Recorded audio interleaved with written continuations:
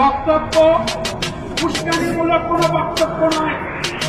আমি বলতে চাই, আমাদের প্রধানমন্ত্রী যিনি প্রতিদিন পাঠ করেন, এই অনাকাঙ্ক্ষিত বিষয়টা বাদ দেন। উনি যে কথাটা বলতে চাইছেন সেই কথাটাকে আমি সুন্দরভাবে বলেছিলেন। উনি বলতে চাইছেন যে প্রধানমন্ত্রী কোরআন তিলাওয়াত করেন। ঠিক আছে, আমরাও মেনে নিলাম।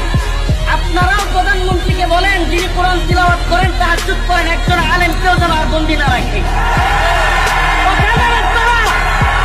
আপনারাও আমাদেরকে কথা দেন যে একজন আলেম আর বন্দী থাকবে না, আমরা খুশি। প্রধানমন্ত্রীর কথা আপনারা বলেছেন, আমরাও মেনে নিলাম। কিন্তু বসেন বসেন, আমাদের অন্তরে জ্বালা আছে, আমাদের অন্তরেও কষ্ট আছে। বসেন বসেন। আলেমগণ বন্দী থাকবে আর আমরা তাহাজ্জুদের আর কোরআন তিলাওয়াতের গল্প শুনতে ভালো লাগে না। আলেমরা মুক্ত থাকলে তখন বুঝে যাবে, হ্যাঁ আলেমরা যেহেতু মুক্ত, অতএব এদেশের প্রধানমন্ত্রীর বিষয়ে কথা বলাটা অনুচিত।